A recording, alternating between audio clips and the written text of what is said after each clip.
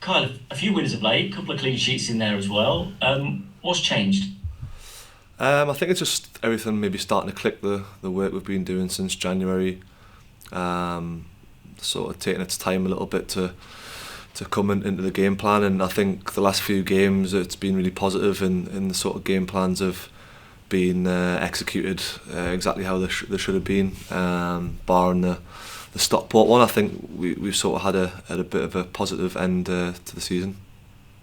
What's that done for everybody? Because it obviously been a shift from the start of the season to then the sort of down feeling of all the defeats and the goals you're conceding, particularly at the start of this year. What's that done for everybody? Just getting a few wins now to end the season on.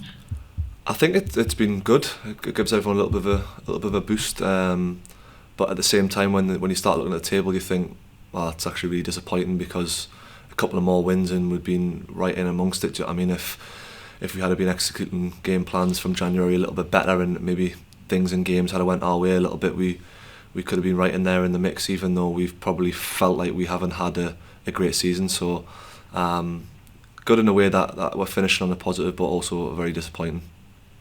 Has there been a lot to take on since the new head coach came in? Has he actually changed in the end quite a lot from what you were doing before? Not massive amounts, just little tweaks here and there. But obviously, when you're in the habits of doing things for 18 months, it takes a little bit of time to get out of them habits and start sort of implementing new ones. But I think obviously the fans have been seeing that the last few games, everything looks like it's starting to gel together. Maybe at the wrong time, right towards the end of the season, but I think it puts things in a positive for next season. That must be the frustration of it, that it has come a little bit too late. There is a sense, isn't there, throughout this season of it generally being a bit of a missed opportunity. No, 100%. Obviously, we had targets at the beginning of the season to push for another promotion. We have the players. If we look at team sheets with our names down against other teams, majority of the teams we look and think we've got a stronger team, but maybe just lack that little bit of experience and a little bit of nous to get results over the line throughout the season. And I think there's been a lot of games where we look back and we think, oh, if we had just done this a little bit better, that a little bit better, we would have been on the right side of a better result. It has been an extraordinary season. I think you've conceded more and scored more. That combination, more than anybody this century in the football league. It's been utterly extraordinary. What's that kind of been like to be involved in, where you're in part of a team that's conceding a lot but scoring a lot, and it's been pretty chaotic, hasn't it? For me as a defender, that's not great. Like, do you know what I mean? It's not something that you want to be part of for conceding so many goals, but the way in which we've played for, I mean, the majority of the season, it's been very expansive and very open, and we maybe been caught out a little bit by the athleticism of some of the players in this league compared to the league last year. So, you know what I mean, I think this season's been a good learning curve for everyone at the club, top to bottom, and I think it just shows that we could be there or thereabouts next season if we apply ourselves properly, and sort of do what we've been doing the last few weeks. Where I think as a group, we've looked a lot tighter. We're not looking as though we're going to concede goals. Obviously, like I said, barring the Stockport game,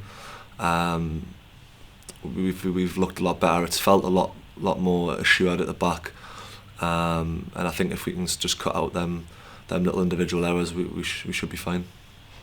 I mean, yeah, one thing you haven't been able to do this season is get many results against the really top teams.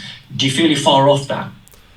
Not really. I think if you look at the sort of Mansfield away, Wrexham away, you know what I mean, both games we've had big chances in the opening minutes and we've missed them, and then we just haven't capitalised on chances we've had through the game. So I think if you look at the games with the ball, we've dominated with the ball like we do most weeks, and we've had big chances, we just haven't taken them. Whereas in the last few weeks, when we've had them big chances early on, we've been taking them, and then you can kind of then see how the games have gone. Then, do you know what I mean? Teams are back up against the wall, and we'll sort of keep pushing for more. So I don't think we're miles away. No, I really don't. I think it's small margins, and a season like this season with all the individual mistakes we've made definitely more than most teams in the league. Do you know what I mean? So if we can cut them out and things like that, I think, like I say, we'll be very, very close.